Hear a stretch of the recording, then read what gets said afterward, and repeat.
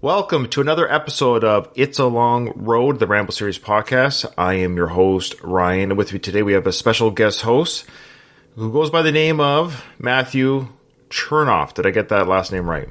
You nailed it, definitely. Thank you, Cherno. Cherno. Now that's Russian, Ukrainian, or? It is Russian name, yeah. Originally from Minsk, my grandfather. So, yeah. I root for the bad guys in these movies. You took it away. You took it away my question. It's like, yeah, how do you feel about Rambo 3? Yeah, that's right. No, this is very exciting to have you on. I reached out to you because, quite frankly, you follow the show on Twitter, and what I was doing was I was going through the followers on the Twitter of the show, and I figured, well, if people are following the show on Twitter, I suspect or hope they're at least Rambo fans, Sly fans. I was looking for podcast creators, so that's why your name jumped out at me, because I saw, this guy does his own stuff. And I find that people who come on the show who already create or comfortable on the mic, they're kind of good guests to have. It's been the case so far. And I've had some other guests that are good guests. I will admit they have great information, but they're not podcasters. And sometimes it's harder for them to be on the mic because that's not their thing. That's all I'm saying. So I reached out to you and said, hey, you want a guest on the show? And you were more than gracious. So I appreciate you. And behind the scenes, we spent 15 minutes getting my software going, and it works. Knock on wood. So thank you, Matthew, for being patient with that. I understand these things happen, definitely. So let's talk about the stuff you do. I find it very interesting. I'm very curious about your variety work. I think that sticks out to me right away. You're the first person I've talked to who writes for Variety, obviously a very big publication. Are they primarily an online thing? Is that what they are now? Years ago, it was daily Variety. They'd put out a magazine every single day. That's a huge undertaking. Really? Yeah. Wait, they have a magazine every day? Daily Variety. When you hear that phrase, daily Variety, it meant that they put out an issue every day. It wasn't like a full glossy magazine, but it was like multi-page magazine that would go out daily. It was the way that the industry got information out there. They would break news daily on a magazine. This is all pre-internet. And then right now, they do a weekly Variety, which is a much glossier magazine. It looks like a beautiful magazine that they put out. It's bound. It's got beautiful photography in it. But the main gist of Variety these days is online, like you were saying. And I mostly write for freelance for them for the online portion of the magazine. So I do lists, film lists, rankings, anniversary articles, some interviews, that kind of thing. Usually around film and TV. Yeah, I saw your articles, and the question I had regarding some of the ones I saw, especially the list ones, do you come up with the ranking? Is this your own personal list, or do you consult with in theory, because you're freelance, like you said, could you just come up with your own list that's ridiculous, and then would they nix it, or does it have to kind of make sense? How does the list work? I'm curious about that. They mostly leave them up to me. But like if it's for instance, we did a Schwarzenegger ranking years ago. I think they've updated that since then. But they had asked me to do the 10 best and the 5 worst or something like that. Sure. So then it was completely up to me. It was just like, what do you got? Because I think they want some of that personality behind it. That way, if I come up with something crazy, if I put a ridiculous movie up front, it generates comments online. People start arguing with the list and they start engaging with it. So they almost want that. We never try to do that in order to generate false anger from readers. I know people think that, like, they're just doing this to get clicks. Right. We're not just doing that to get clicks. It just happens to be the person who wrote the list's personal take on something. It is up to me. Sure. Okay, that's fair. Thank you for that. And there are lists I do read sometimes, like, what was this guy smoking? But you're right, it will elicit conversation. But there's certain films or franchises where there's a general consensus regarding certain rankings, with the Rocky films, of course, and the Rambo films. Like if I were to say, let's say with the Rocky films, it goes without saying most on a bell curve, people will say that the first film is the best film, maybe with Rocky IV nipping at the heels. And then, of course, everyone says Rocky V is the worst film. That's on a bell curve. Right. You'll get that. But every now and then you might get a list guy who's like, you know what? I really appreciate what Rocky V was, XYZ, and they can make it number 2 or 3. And then that's the conversation that would elicit. We had a really experienced film critic about 2 weeks ago when Creed 3 opened, a film critic, Joe Layden, who's been writing for different publications and for Variety for decades. He's an expert in his field, and he did a revised Rocky ranking because of Creed 3. And of course, I think he had 5 at the bottom. Yeah, and hot take. And yeah, so, but I disagreed with some of his takes. I thought 3 should have been higher. I love Rocky 3 and 4. I think should have been a little bit higher. But do you recall what he had first, or? Well, of course, the original first Rocky is that, and I think the second one was Creed, the first Creed, which I thought was a little high. I think that was a little high. I'm old school Rocky. The Creeds I appreciate, but I don't really put them in the same class as the Rockies, so that's fair. You know, oh, that's fair. But one of the things I want to ask your listeners to do when they engage with a ranking, like you were saying, people always take issue with order. What's number 1? What's number 2? What they never seem to do is mention what's being said in the little caption about that. So a lot of times I'll do a ranking of like the Friday the 13th movies or something like the Halloween films, and I'll put all this work into writing why that's there, why this one hit number 5, and people just, all they want to argue about is the number. And a lot of times the answer for what they're asking, like, why would you put this here, is in the writing. So are you accusing people of just reading the headline? Are you accusing people exactly just reading the headline of a news piece on Twitter and giving their opinions? That's terrible. How dare you? People are much brighter than that. Right. Yeah, I'm sure I know. They are. I hear you. We see it all the time, and I love that. I've seen that some memes or something where it basically says, "I'm here to argue about the headline idea." Yeah. That's right. 100%. It is frustrating. Well, and I can understand that you being a creator and creating this content and writing, taking the time and energy to write an opinion on something. It's frustrating when people answer their own questions. Why would you put that there? Well, if you read the why, you wouldn't have to. You can then disagree with the why, but you wouldn't have to ask why. Totally. Sure. And a lot of times they'll see that they think that because something is ranked low, it means you must hate that. But a lot of times the things that I've written there are saying how great that is, how great that film is. It just happens to be not as one of my favorites in that particular franchise that I'm writing about. And a lot of people say that about Rambo 3. I think Rambo 3 on the bell curve. This one might be true. I think the Rambo ones are trickier to rank. I know a lot of people didn't like Last Blood, but even some people did. But the idea being there's a couple, like 3 and 5 might be in the discussions with, again, on a bell curve for the bottom film in the franchise. But here's the thing, and this goes for Rocky 5 as well. And I actually engaged a Twitter person yesterday about this, and we both agreed that a bad Rocky film, i.e. Rocky 5, is still better than 95 to 99% of the dreck they released today. It's absolute garbage 100%. films. No heart, no soul, no storyline, CGI mess, and it's like, ugh, it's just so empty calories. These big bloated projects are just empty calories. And so a Rocky 5 film has more heart, dialogue, soul, backstory, family drama than a Marvel film, let's be honest. I'm sorry. Like, it's just, that's my I'm with you. Okay. I share that opinion. So you basically were ranking a Rambo film or a Rocky film to its own kind. Yes, but that doesn't make it a horrible film. So that's my opinion too. Yeah. So one of the tricky things with ranking them is I like to bring some of the personality in there. So sometimes I know, like, I love Rambo 3.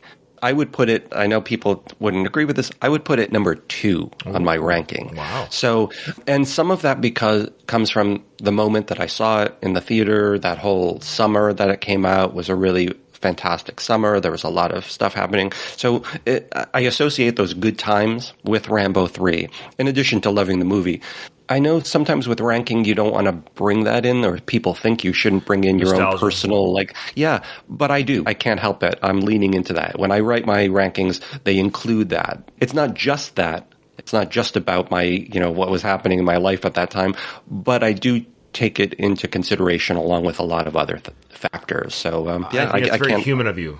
I think that's very human of you. I mean, I think if you were to not say that, I would actually question. Like, I'm a robot. I will give an opinion. I mean, here's the thing about any ranking or any films, and I've said this before. You take The First Blood or Rocky, the first film, often again the bell curve ranked first in the franchise. It's what started it all. You show 100 people, we're still gonna get 100 different reactions or love or not love of a film. So there's no way you take away the human factor. I think every critic has their own baggage, whether it's positive or negative. They'll have their baggage about an actor, director, the genre. Speaking of the Rambo films, too, regarding genre, I got this, I stole this from the Adam Carolla show, so this is not my own thinking here, but the idea that you should rank films within, or, yeah, when you give a Rotten Tomato score, for example, you should put it within what the film is meant to be, if that makes sense. So if I'm making pizza, right, and it's a pizza at a restaurant, well, you kind of know, okay, I should get, so let's say it's a family-friendly type, mid-level type, family type restaurant. When you order the pizza or the burger, you kind of know what you're getting. Like, you don't compare it to a 5-star Michelin experience. And I think a lot of film critics do this. I don't know why that is. I don't know why they don't compare. They just give it a rotten score out of, hey, this is an action film meant to entertain. It was never going to be an Oscar contender. This is not what this film is. Are film critics doing this now? Are they understanding that as a point? Like, this is an action film, so did you have fun? Yes or no? I don't know why it's so difficult, but why do they compare films to, like, The Whale? Like, you're not going to compare Rambo 3 to The Whale. It's a totally different experience when you're going to the theater. Am I wrong about that, or? No, I think you're right. I wish more of them would do that. It's frustrating as a reader, but I mean, they've always done that. I've been watching a lot of old Siskel and Ebert episodes lately, just to, it's sort of a comfort watch when I'm at the gym or something. I used to, as a teenager, and I recorded their stuff to watch it. They did that constantly, where they would talk about the film as though it was in comparison with all the great masterworks out there, and you just wanted to, like, yell through the screen and say, you're talking about a fun sci-fi movie. It's not supposed to be up there with an Oscar-worthy film. It's a different type of experience, so maybe look at it from that perspective. The fact that critics are still doing that today, it is frustrating. I think more of them. That's why I love now they have the Metacritic score and then the audience score. And I like that. I like how they're saying, hey, audiences had fun. So do you want to go with the audiences in general had fun, or the critics are like, oh, this is hokey, silly, cheesy, whatever. But what's nice to see is when you get the meta score is high and the audience score is high, like, ooh, we really got something here, because the critics and the audiences are aligning. But I think most audience members are pretty savvy. I know even when I was younger, when I was big on reading what critics had to say, like Siskel and Ebert and stuff, I used to really, I wouldn't say take it to heart, but I was really like a big movie buff where I would like, well, what do they have to say about this film? And I'd be hopeful they would enjoy it if it was an actor I enjoyed or something. But I was even at a young age recognized, okay, well, it's Total Recall. Like, maybe they're not going to, but I'm going to go there and have fun, Definitely. So that's the variety, which is really cool. I think it's so cool. And I saw your articles and I thought that was really cool that you do that. And now you also have a podcast, and one of your podcasts deals, well, you have two that you did or do. I know you have a James Bond podcast, which we have one of those on our network, by the way, and a Western podcast, which is close to my heart, the Western films. I'm a huge Western buff. I love Western films. In fact, I've already said it on the show here. I don't know which episode, but I've mentioned that my next project after the Rambo franchise will be a Western podcast, and there are not very many of them. When I saw yours, I was like, oh, darn it, he's beating me to it. However, you do a little bit differently than I was going to do mine. There's lots of podcasts, there's lots of Westerns, so there's a lot of room for podcasters doing Westerns, but you do a little bit different. You actually have got people that have worked on the films, and directors, and costume designers, and you haven't done as many film reviews per se, so much as behind the scenes stuff. But what is your love of Westerns? Why did you start a Western podcast? Well, I've always loved Westerns. Seeing the Wild Bunch as a kid, the original Sam Peckinpah Wild Bunch was one of the foundational moments in my love of movies. I saw it at an age I was probably too young to see, and it really just ruined me when I saw it. It hit like a bomb. It's such a powerful film. So I've always loved Westerns since then. I was a huge John Wayne fan. I know he's kind of fallen out of favor for a lot of people over the years, but I still think I just can't take my eyes off him when he's on the screen. He's such an icon. But I wasn't planning on doing a Western podcast until I met this film professor and lecturer, Andrew Patrick Nelson, who I do the show with. He was at a museum that I was at. He was hosting a screening and doing introducing the movie. They asked him to pick a movie. He's one of the country's foremost authorities on Westerns. And something about him, his personality and the way he spoke to the audience and the amount of fun he had while also being a genius, I was really impressed. So I asked him if he was ever interested in doing a podcast. He seemed like he was made for it. So the two of us combined on that idea right before the pandemic started.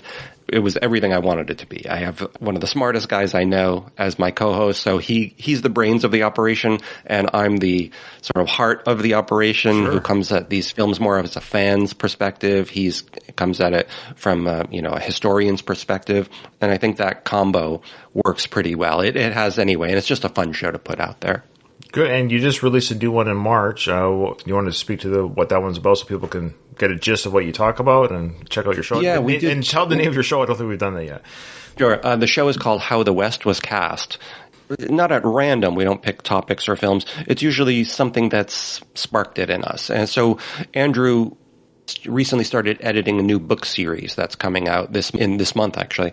And it's all about the Westerns. Each book is about a different Western. So in March, we ran shows on two of them. One of them is a 1940s Western with Robert Mitchum called Blood on the Moon, sort of a film noir Western, almost like a detective story Western. And then we also put out another one called Ride Lonesome, which is a beloved Western from the 50s. These aren't just new Westerns we're talking about. Obviously, these are classics. But before that, the show that we did before that might be more a better jumping on point for new listeners. It was a tribute episode that we did to the greatest Western movie hats of all time.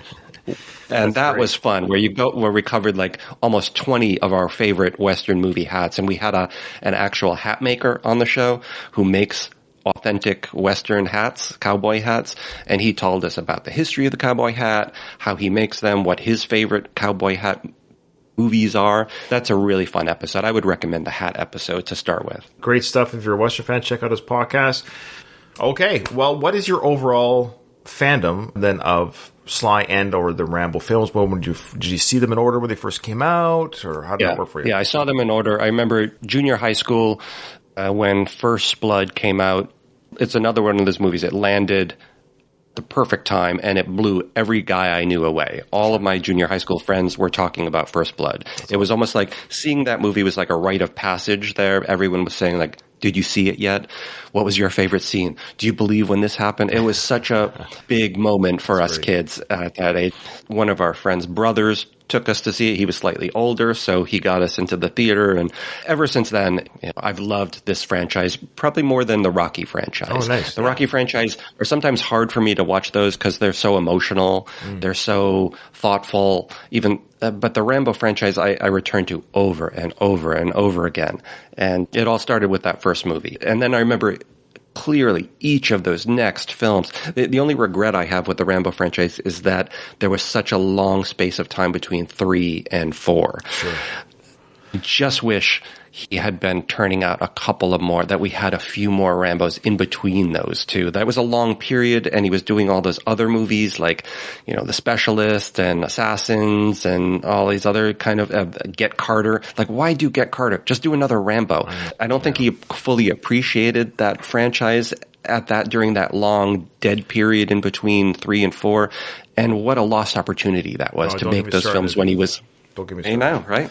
I feel the same way. It's too bad we have to get old Stallion. I get it.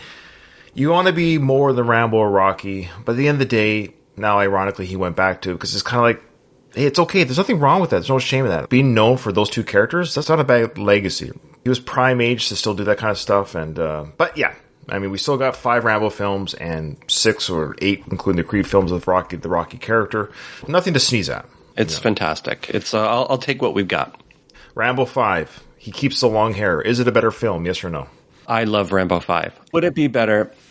I wish he had the long hair. I have to admit. That's what I'm saying. I wish he had that. But one of the things I love about Rambo 5 is it's the closest Rambo came to making a Western.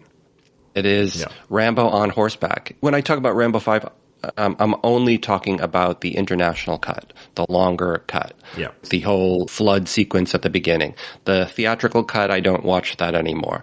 That international cut, I think, is fantastic. I love revenge movies. I'm a big Charles Bronson Death Wish guy. Give me a revenge story, whether it's Jodie Foster and the Brave One or that movie Vigilante with Robert Forster. If it's about revenge, I'm there. And Rambo 5 is the ultimate revenge movie. Yeah, Kill Bill, another one. And so Rambo 5 is the closest he came to both a Western and a Bronson movie. Nice. So I really love it. I put that as number 3 for my favorite Rambos. It goes 1, I like it. 3, and 5. Yeah. What's your bottom one? I I think I got it. My bottom one is 4. Me too. I actually, love I'll tell you 4. right now, hot take. It's actually my bottom one. Really? I think it's excellent movie. It's a great movie. It's not a great Rambo movie, from my take. He has the least amount of agency in that movie. It takes him forever to actually do anything. He fights so long to not get involved. Even when they finally start the action going, most of that mercenary team takes up a lot of the heavy fighting. And most of it's just him at the end blowing people away with that one machine gun. Yes. There's less for him to do in that film. I wish he had a little bit more agency. You and I are on the same page, Simpatico. I know you haven't heard all my shows on this Rambo podcast, but it brought up a couple times. I've kind of hinted that part 4 is sort of my least favorite. Again, fun film. It's a Rambo film. But they ended it too quickly, very short, the shortest of all the films. That gun sequence should have been the end of part 2, or act 2, I should say. And then he should have had the surviving mercenaries with himself go into some sort of base camp, like we're about to watch on Rambo 3 in this part right here. Some sort of espionage type, breaking into a camp, taking out people stealth style or something, hand-to-hand combat. So that sequence would have been fun in the film, but it shouldn't have been the ending. It was the ending. It was like, that's it? He just is behind a machine gun? I mean, I could have done that theoretically. Like, anyone could stand behind a machine gun and turn people into ground beef. It would have been nice to see him use his skills. You know, the trap setting, hand-to-hand combat. A little bit more stealth. Yeah, a little bit more of that. The movie is still awesome. Sure. It looks great. All that stuff on the river looks great. I love him as a ferryman.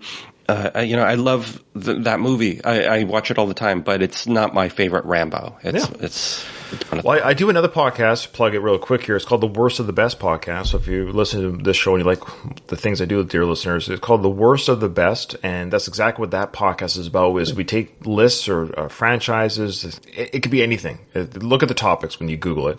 And we pick the worst from the best. So the Rambo franchise, for example, is one of the best franchises ever made. So that's the best part. And then we will break down each film a little bit by little, in one episode. Then we pick, independent of each other, myself and my co-host, what we think is the worst. Doesn't mean you hate it. Sometimes it can be that, depending on the list. But because it's something that's good, there has to be something on the bottom. I think, just like you said at the very beginning of this episode, just because it's on the bottom doesn't mean you don't like it. It's just you're comparing it to the other things of that thing. That's all. Correct. Well, let's roll into it. This is a big action sequence. So we just left off where Rambo, I love it. He's walking off. You saw the last episode. Did you see the YouTube version or did you hear the audio version of the log? Because I had a question for you. Both. Okay. Did you see that white stuff on his back? Did you get an idea of what that might have been?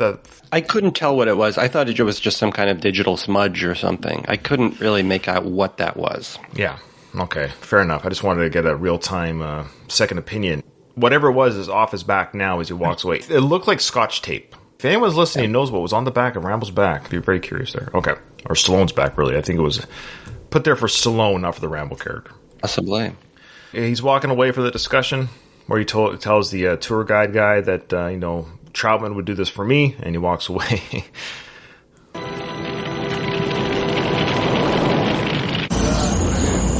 Now we cut back to the Russian camp because we know Rambo's now going to break in. This is a big sequence here.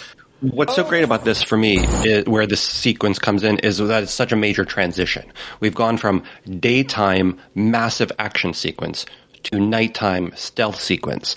So this is one of the reasons why I love 3. It's constantly refreshing.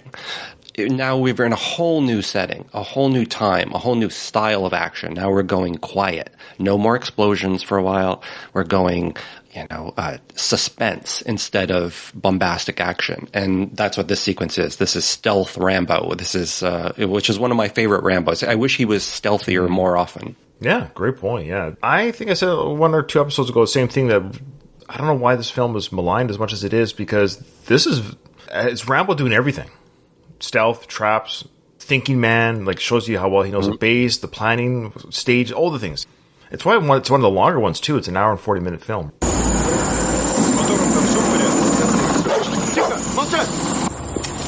Have you decided to talk? No? Very well. Soon you will be my guest down the hall. Of course, poor Troutman. Torture is coming. Now we got Rambo he's going through the fields, and he's on his stomach, and he's crawling. He's looking for mines as he's crawling through this towards the base, which is great. He's got his knife out. He's digging ahead of himself. Knife is put to such good use in this entire sequence. He's using it for the mines. He's using it to cut fences. He's using it to kill people. He uses the knife it's practically his supporting character in this sequence. Very well said. Yeah, agreed. Hassan, is it Hassan? So he's with them, of course, for this sequence. He's the only one that volunteered to come, which I thought was kind of odd because they did say in that initial meeting that they're going to have more people joining Rambo to help break Trauma out. I guess after that battle, it was like, if we don't have the people to spare anymore. I guess, sorry, you're right. I forgot about that. Now, look at this shot. Look at this shot here. I love this shot. The light and the glint of the light on those tripwires is so beautiful to me. The lighting in this entire sequence with those spotlights, it's just, I admire it so much. This sequence here where he almost trips wire, I remember vividly seeing it in the theater and gasping, like, he's about to, so good. Yeah, very well said about the lighting, because it shows the audience the wires, so we as an audience get to see the wires that they're going under. That's a thin wire at night, so it would be almost impossible to see. But the director, who really pulled out all the stops in this movie, this was his first directing job. That's crazy. And you can tell that Peter McDonald, you can tell that he wanted to show off a little bit, because this is a good-looking movie. It is a good looking film. Agreed. What I love here is, just like you're saying, the stress. Of course, he's about to have this grenade go off. Rambo turns around very quickly because he puts his hand on the grenade to stop it from exploding. Because the guy keeps going. It's a very smart move on Rambo's part, because he's like, it's easier for him just to stop the grenade from blowing up and then telling him to stop moving. So that was a quick thinking. Again, the quick thinking on Rambo's part. Now, I know people don't like the kid. Here he shows up. But you know what? I like the kid. Back when this movie was made, kids were everywhere in action movies. This is not Rambo's fault. We had Short Round in Indiana Jones and Temple of Doom. We had all those kids in the Mad Max Beyond Thunderdome. Chuck Norris had his son in Braddock, Missing 3, the same year as Rambo 3. Oh, wow. There was this movie, Ruskies. There was a movie, Ruskies, about little kids hooking up with a Russian soldier in the Cold War. So kids were everywhere. So this kid is actually one of the better kids. I mean, look at this. He managed to track them to this place, and Rambo didn't even know it. He, outsmarted Rambo. The kid's stealth skills are pretty good. That's a good argument. I like it. Look at you coming prepared. Boy, oh boy. So let's hear a little bit of the dialogue between the kid and Rambo here as he's following Rambo through the tripwire.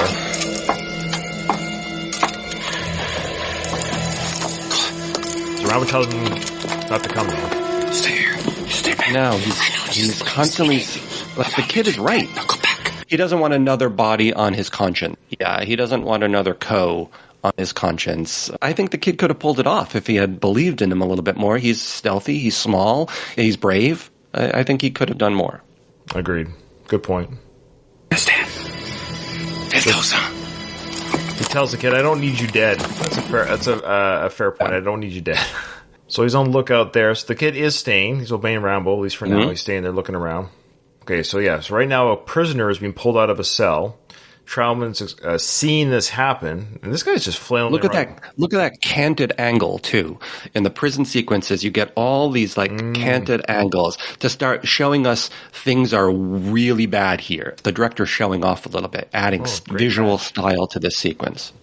Great catch. Again, he's using the knife here. The knife becomes more than just something he wears. He's using it as a tool. A tool, not just a killing tool, but a tool, yeah. It's a multifaceted tool. Absolutely.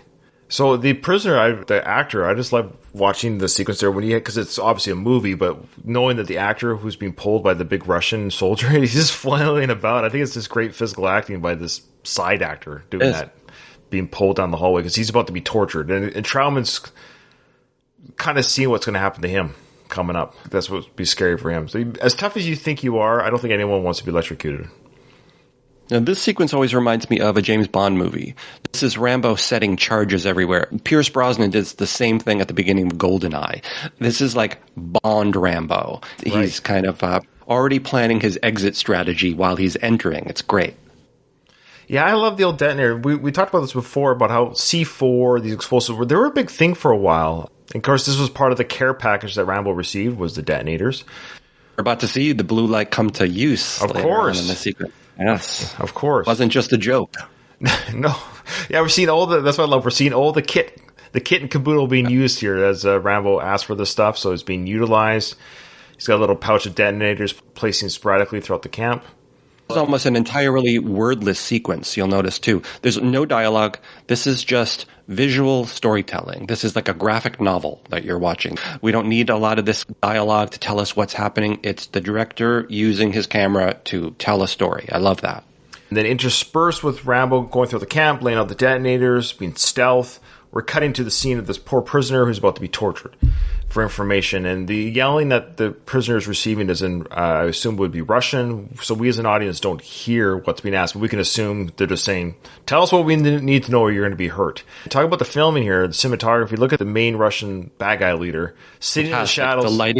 The lighting is great. The editing that you were talking about where we cut back and forth from Rambo entering to inside the prison to the boy waiting outside. I mean, there are 4 editors on this movie, so you can see the product of their work. This is a very well edited film. So Rambo just stole a weapon from one of the sleeping soldiers. Why not? Okay, so the dog is barking. They've been alerted something's going on. So what I like about these soldiers, they're not, you know how some action films, the soldiers are kind of idiots. The soldiers here seem to be... These guys almost get them, yeah. Yeah, they're very proactive, which I kind of like. If dogs are barking, they got a sense almost that something's going on. Flare gun was set to light up the camp. And what I like, too, is the flare gun actually only lasted as long as flares do last. They don't last very long, which was good. A good little nod to... or realistic. Yeah. Oh, I love the shot. Look at the swinging light there. It's so... well done. It's like adds this little motion to that still shot of him looking down. It's beautiful. And then we see these women here. I think this is the first time we realize that there are women in this prison camp, which adds an extra element of nastiness to the whole sequence. They're sadistic, they're cruel, they're not just torturing men, but they're torturing women and families are in this prison camp. But why are they prisoners here? This is a Russian military camp, but why are there civilians there? Do we know? Was that ever indicated in the film? I can't recall.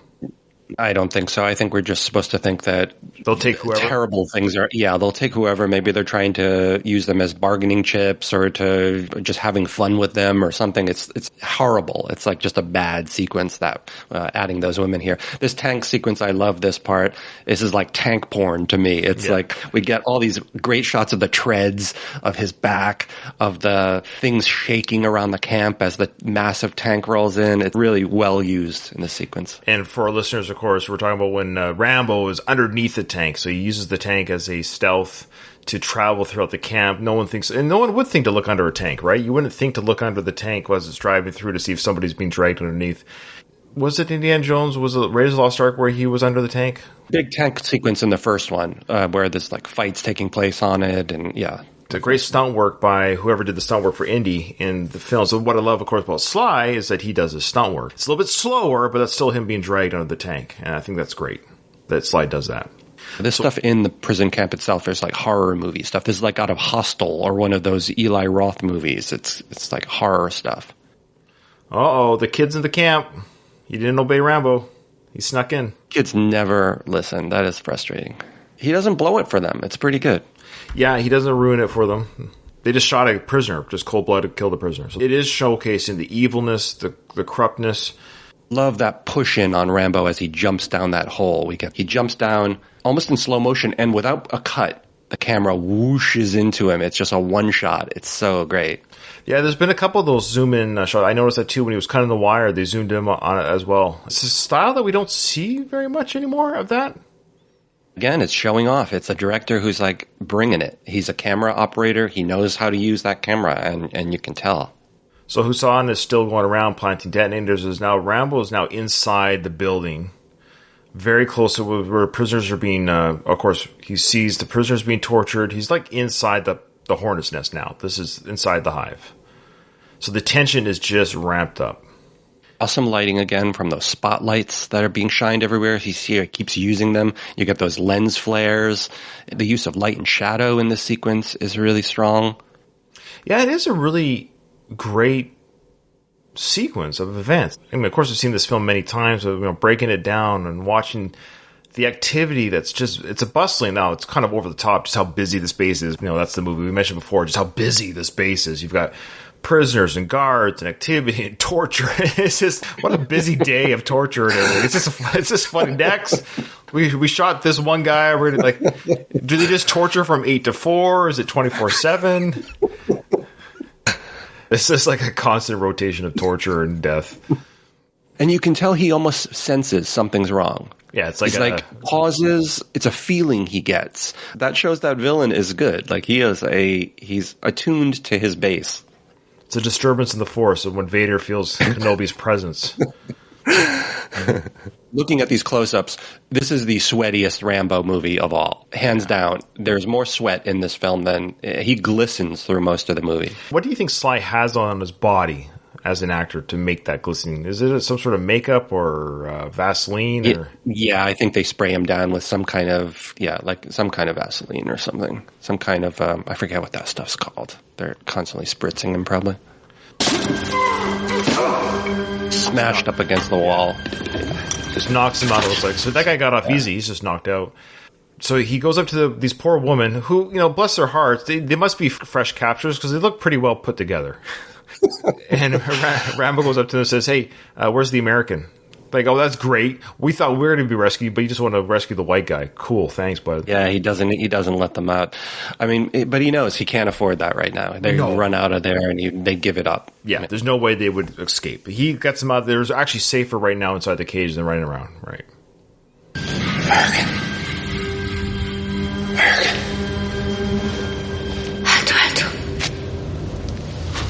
Undo. Guess that's over there. Oh, yeah.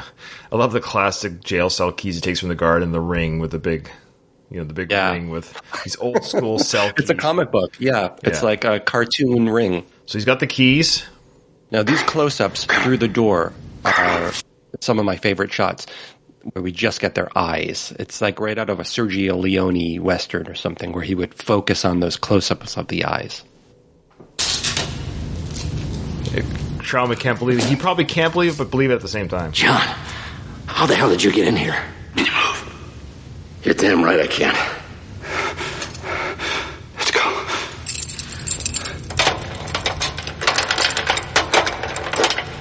John, behind you. So it's the boy that he sees. Okay. What happened for our listeners there? Of course, the boy comes down the stairs. He got there with John. You got to give him credit, like you said. He got there with John to the cell.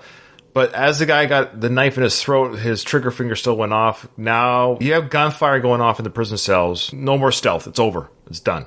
Right. Rambo's got his machine gun out. He's blowing away guards, and we just almost got Troutman out, but it's been thwarted, as they say. Let's see how this plays out, and we get to see Rambo full action mode. This is the first time he's shot off a machine gun in this film. So we're almost an hour into the film, other than the one that shot down the helicopter. But I mean, like. So it's a great move. Yeah, there's so many, and look at how canted that angle is. Yeah. That's like practically on its side. So we're getting Rambo unleashed again, which of course as an audience we were halfway through the film, just over halfway through the film. We finally get to see Rambo. Explosions, the detonations are going off, chaos is ensuing, lights are flickering, C4 is going off, Rambo knows where they are, of course the Russian soldiers don't, and he's just going through and laying waste to everybody. Classic, endless ammo sequence. It's so much fun. The stunt work is great. The combination of stunt work, the editing, there's a lot of quick cuts here. This never feels to me like that kind of overcut Michael Bay style stuff that we get now and then where you can't tell what the hell's happening. Because they've set up the geography pretty well, and because the shots are so strong, you can tell what's happening mostly for where people are in the frame. So this is like old school. Oh, and Hamid getting shot in the leg, the little boy getting shot in the leg, that's another unusual moment. Kids in these movies don't usually get injured this way. I thought that was kind of ballsy. Let's watch that again. I totally agree. Yeah, so the kid gets shot in the leg for our listeners, and then there's another stunt where Sly/Rambo escapes an explosion, then he gets that metal shard or wood shard through his side. So we'll watch that play out here. Yeah, seeing a boy get shot in a film is pretty... Yeah, you don't see that very often. Mm-hmm. So he's got like a metal shard. Is that metal or wood that went through his side? I can't quite... I don't know. I think he snaps off the end of it, so maybe it is wood. Now, if he snapped it off, that's okay. For our dear listeners, if you ever have something implanted in you, do not pull it out. Do not pull it out, because it's actually a plug for your bleeding, believe it or not. Good to know. But just like you said right here, with the explosions and the editing, it's fantastic. Rambo's carrying the boy out, jumped over a little slow fire. motion. Slow motion. Yeah, we've got some slow-mo. We've got some lens flares, more of these canted angles. Look at how the ground is at a slant there. Also popping. The stunt work is great. This non-CGI, real stunts. That's the other thing. This isn't the flames. Expendables where there's a bunch of, CGI explosions. This is the real stuff. I love it. Real squibs, sparks and explosions, and I never noticed the canted angle before, and so thanks for pointing that out. Now I'm really Constantly, yeah. Gives it that Batman feel, that comic book feel. For sure. Rambo loves the sewers. He did it in the mine shaft sewers in the first film, and he's in the sewers again. Yeah, we got tunnels in there with the rats and things. That's one of the reasons I love this movie, maybe more than 4 and everything, because he gets injured. He does the tunnel stuff. Does he even get injured in 4? I don't even know if he has like a serious injury. And I feel like he always needs a really serious injury. 5, he gets the crap beat out of him. Yeah, good reminder before. Does he get seriously injured? That's a good call. Yeah. He looks a little banged up at the end, but not in that same kind of like, I have to treat my own wound. So we got the blue light. So we're led to believe they're in the complete dark area, even though there's lighting for the filming. We have to be able to see what's going on. But Rambo's got the blue light out to investigate the boy's health, to see how he's doing. I want to say too, when Sly/Rambo was running with the boy, we're talking about like real stunts. It was really the boy that he was holding. There was no like dummy kid or anything. It was the kid, and I like that this kid gets to be slung over Sly's shoulder and run through the fires. And there is an awful lot of water coming down through the sewer. I'm not sure if there'd be that much water in the desert, like where they are. Like, where is all this coming from? But at this point, who even notices that? You're just kind of caught up in it. I didn't notice until you brought it up. Water. Yeah, good point. There's a lot of... I think it's because we need him jumping out of water. Sure. Because we've had that before. It's one of his signature moves. It's such a signature move. Chuck Norris steals it in one of his missing in action movies where he has to jump out of water. They did fire a lot of the bullets into the water. My understanding with that is bullets do get slowed down quite considerably when they hit the water. I think I've seen that on, a Mythbusters or whatever. I think bullets are slowed down quite a bit when they hit water. I could be wrong, but... So it is possible that if he's right up against the back of the dirt or whatever underneath, that the bullets wouldn't have hit him. So it's fair that he could have come out and did that. When he jumps out of the water, his ability to see right away when you jump out of water, like, it's just kind of funny. Hey, you just go with it. Yeah, it's pretty good. So the Russian leader is telling everyone, get after them immediately. So what's happened here? This is again very interesting. In the good guy didn't win this round. Troutman is not free. The boy got injured. One of the soldiers that came with Hassan and brought the horses for the escape just got shot and killed. There's real. It was a big failure. It is a failure of a mission. He's not an infallible hero. He has to work for these victories. So great shot here. Of course, he's got an RPG. He explodes a truck that comes out of the base to chase after him. Buys him a little bit of time. But, of course, the base is on high alert. Gallops away on the horse. It's still under explosions. We're seeing the Russian soldiers try to fix things and take care of things. We see more of this Russian Baird-type dude moving the truck. And Alvin pays for the failure. He gets his ass kicked here. So right now the audience is watching this going like, oof, what the hell's happening? Like, he didn't get him. Failure of a mission, as they say, and the boy's injured. Troutman's still caught, and just like I said, now Troutman will pay for Rambo's actions. And let's see this.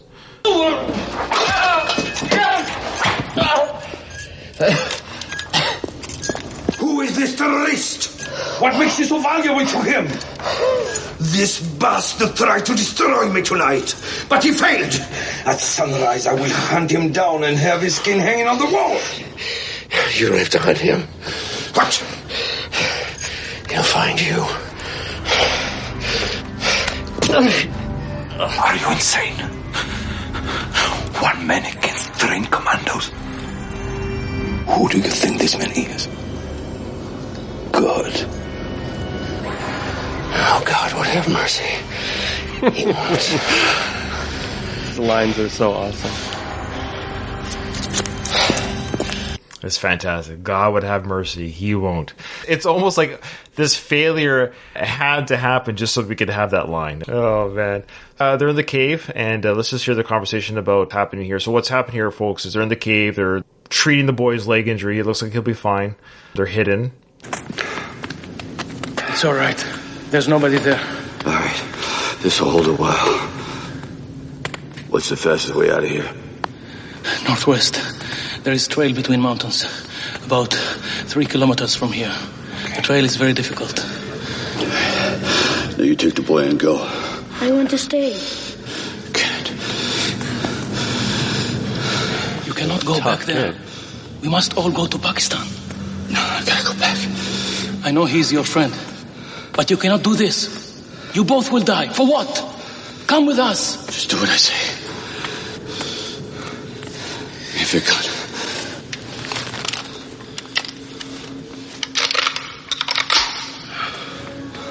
All right, let's go. Come on.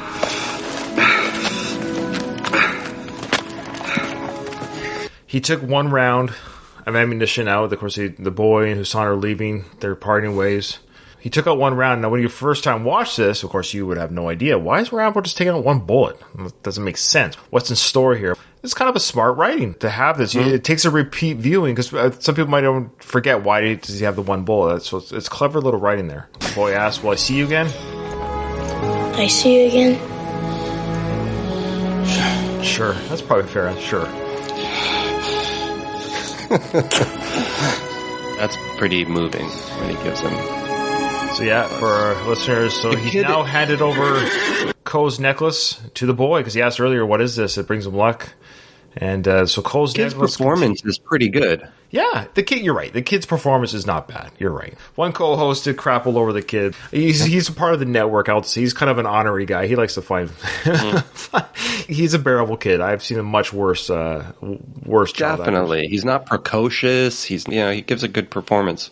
This is the repairing the wound sequence. I'll tell you one thing about this sequence. I went to a Sylvester Stallone auction a couple of years ago. Oh, yes, I want to hear about this. We don't have to go over that whole thing if you don't want. I want to. But the reason I bring it up is at the auction, one of the items they had, and I didn't send you a photo of it. I can later on. Please. Is they had model that they took of Sly's side for the wound that they used for special effects purposes to, do the explosion when he puts the gunpowder in there.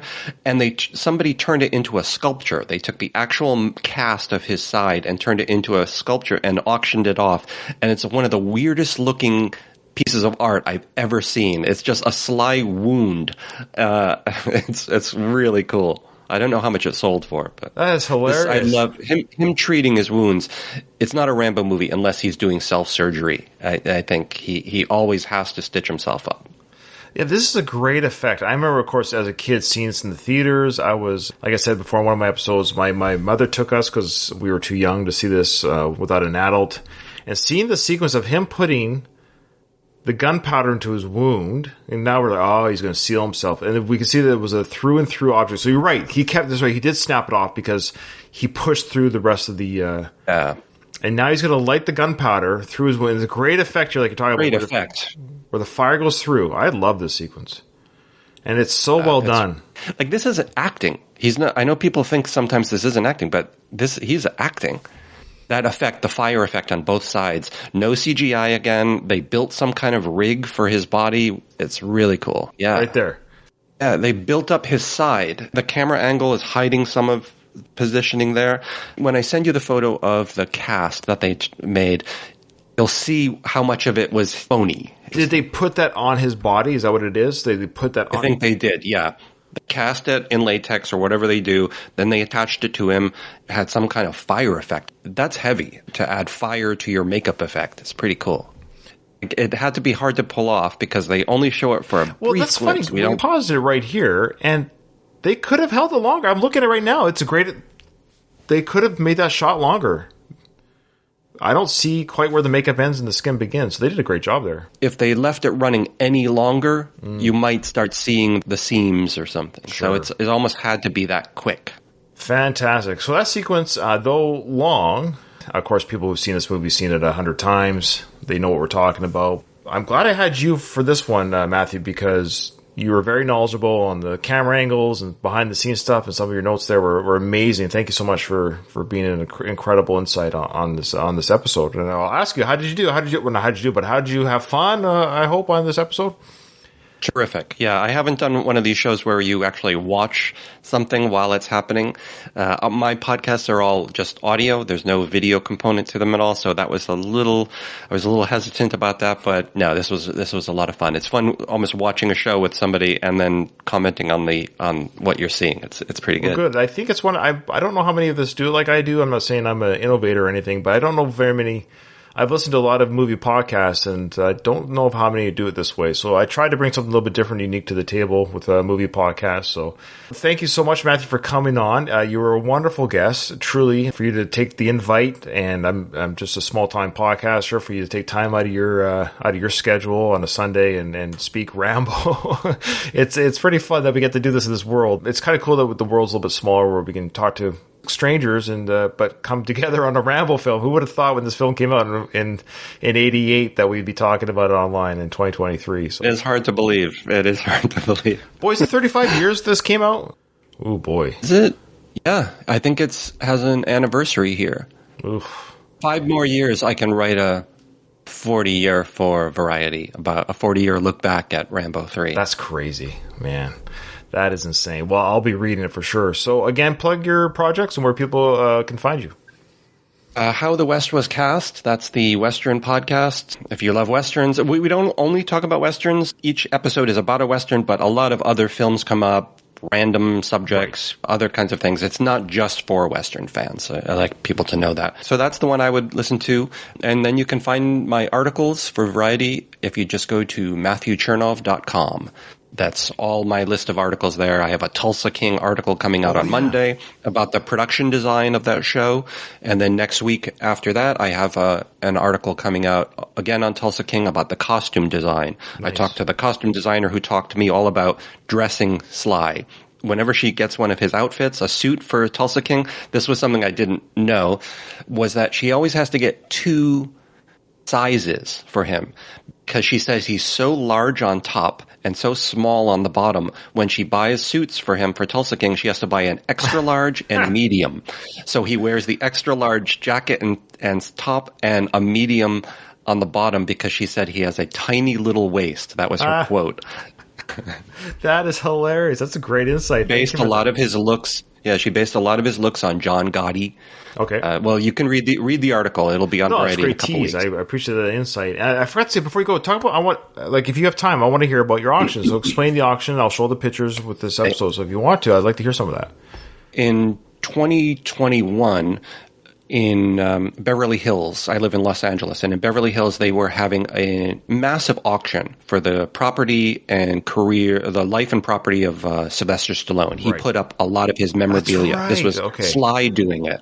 It wasn't people who own stuff putting it up for auction. It was Sly himself sold a lot of stuff. I don't know what that was all about, why he needed that to do that, but I remember that. I don't know why he wouldn't just get the stuff to his kids. Maybe his daughters don't care. I don't know. It is odd that he would sell the stuff, or maybe you could argue he wants to give it to the fans. There's one way of looking at it, to give it to people outside of himself. So for a price. So what was cool is at this place, Julian's Auctions in Beverly Hills, I went there, and all the stuff was on display in glass cases. And some of it, not even in glass cases, some of it is just like you're 2 feet away from Rocky's gloves, or Rambo's poncho from First Blood, or his bow and arrow from Part 2.